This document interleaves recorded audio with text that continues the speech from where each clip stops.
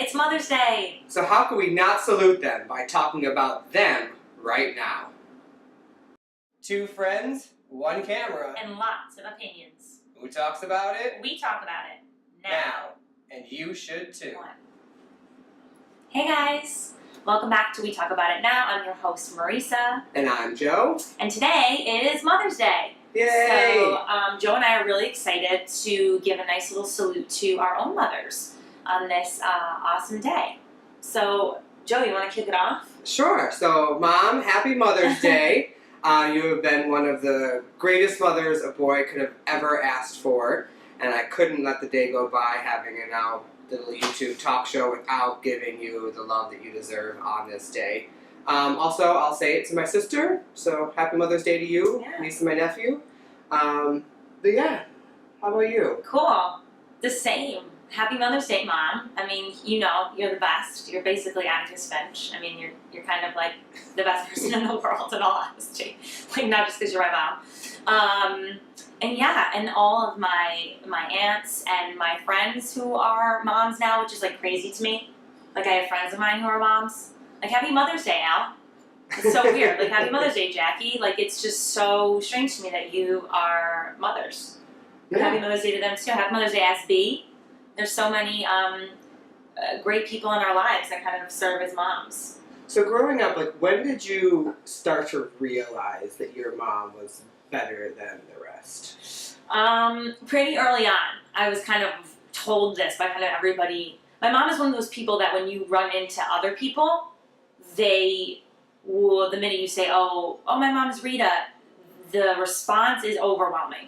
Sean and I were in a Bath and Body Works back at Christmas, and we were like, oh, do you guys have the Sensual Amber? And they said, oh, we're out of it right now. And I said, oh my gosh, like, I need to get it for my mom. It's her favorite. And the lady who works there was like, wait a second. Is your mom Rita? And I was like, yeah, like, that's her favorite. We all know her. And she brings over the other people. I wish Sean was here to, like, attest to this. It was crazy. And she brings the other workers over. And they're like, oh my God, Rita, we love her. Like, they were best friends with her. It was crazy. And this is not an uncommon occurrence. Absolutely. So I've kind of grown up with this. And I think it's just a testament to her openness and her willingness to listen and... welcome everybody. Yeah, that's just who she is. What about for you?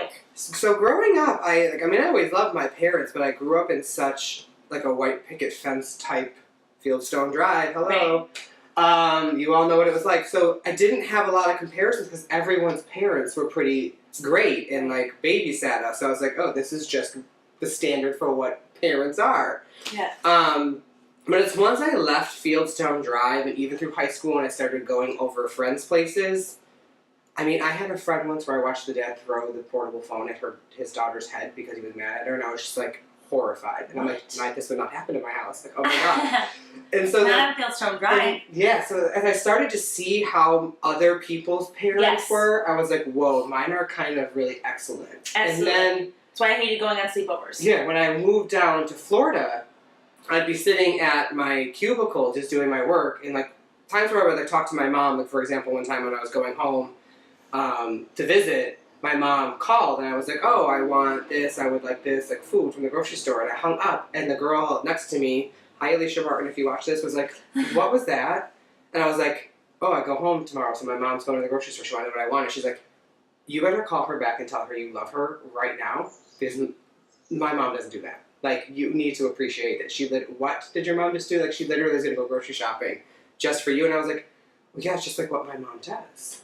Yeah. And then same thing, like, another time I told them, because my mom will make, like, cookie dough and freeze the balls. So pretty much, you can be like, Mom, can you cook me up 2 chocolate chip, a Snickers doodle, and a sugar cookie, please? And she'll just start the oven, and then, like, fresh baked cookies come out.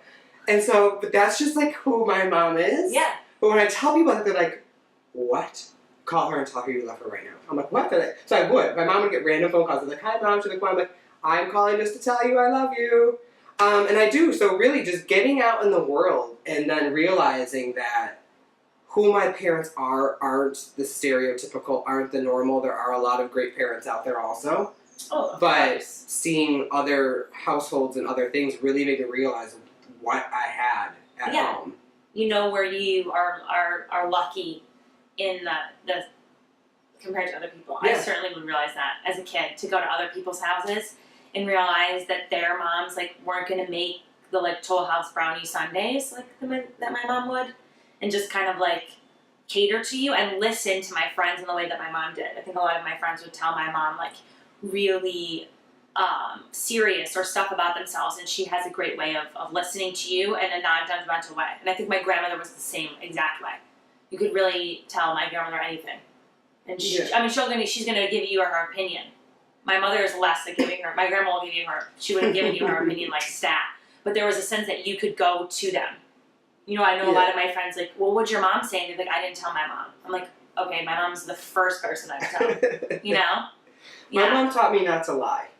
Yeah. Okay. I mean, I tried my darndest as a child to lie to get out of stuff, but my mother was always so 10 steps ahead of me. I love She would know before I came home from school what I did at school. Oh my god, I love that. She would exercise with like the reception lady. Right, It was so just she like, knew what she knew everything. She knew what Joe was up to. So now as an adult, I still like I can't. You're very honest. I don't lie because I'm like it is so complicated. No, you are very honest. Lying is so complicated because then I have to stick to that story. 6 months later, I gotta remember that story. It's just like, oh no, honesty. Whether I like it or not, whether I'm proud of it or not, like. No, you definitely are. But I can thank my mom for that because she was always so ahead of me as a kid that the effort it took to create a lie, stick to a lie. I was just like with this woman, I'm like, this is exhausting. I'd rather just get in trouble, tell the truth, and just be done with it. So yeah, I owe a lot of who I am to my mom. From you. Yeah. I love that. Yeah. I think for me with my mom, I would say the greatest thing was that I think what my mom taught me is that you really have no idea what it's like in someone else's shoes. There was just no room to judge anyone in my house, like for anything. I come from like a very humorous household, so it's not like this weird. I mean, my mother, my uncle Mark, like they're very, but there's this sense of like, and I think it's my grandpa too. You don't mess around with like someone else's life. Like you never know what it's like to be in someone else's shoes. And I think it's because my mother has basically worked with homeless people and people with a lot of loss and trouble in their lives. So I was surrounded by it as a kid. My mom ran a day shelter essentially for senior citizens, but not like our grandmothers. Like at the time they were like, Vietnam War vets who were just like becoming senior citizens or people who had dealt with drug use, and I just was exposed to it like stat. And my mother would like do their laundry and like this man Elmer, this homeless man named Elmer, she did her laundry. And like I was not allowed to complain about like the smell of this laundry. And when he died, my mother was like so devastated and I had a picture of him in our house.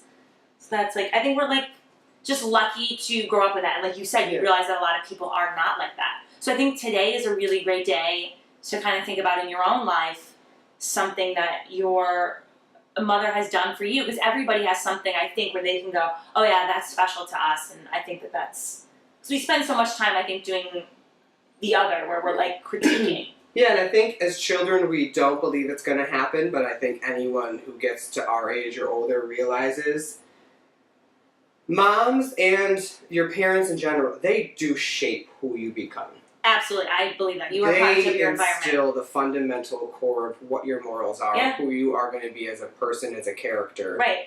And then you grow to how you're going to use that throughout life. But you take some of it, and there's stuff you leave behind. Yeah, like as a kid, you were always like, no, I'm not going to take my parents, but my parents have instilled a great sense of values and respect for everyone in life. Absolutely. And I don't mean to plug it, but I'm going to. I couldn't have asked for a better mother going through me coming out as an LGBT youth. I think she really helped keep the family. That's a big thing. You didn't even say that yet. I think she helped keep anchor the family. I love that. Thank you, Mom. I love you.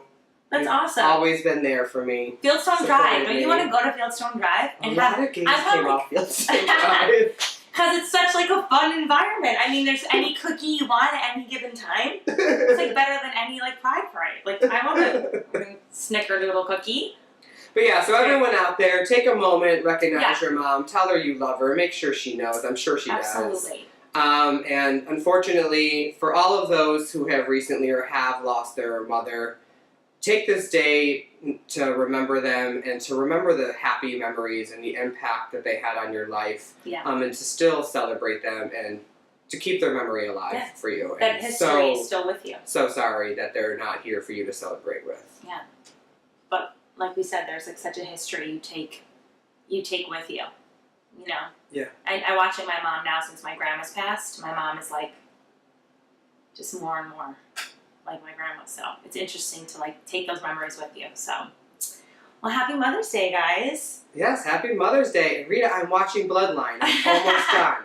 I'm almost done. Loving it, but I'm almost that's gonna done. like make her day. Yeah. She like texted Eric and I this long paragraph about this show called Ripper Street on the BBC. Like it's her newest obsession. And she'll just tell you, you have to see this. She somehow told me that movie, The Age of Adeline, was okay. She's like, actually, it wasn't as bad as you would think. So there you go. All right. Happy Mother's Day, Mom. Happy Mother's Day. We'll see you next week. Yes. Who talks about it? We talk about it. Now. Bye, guys.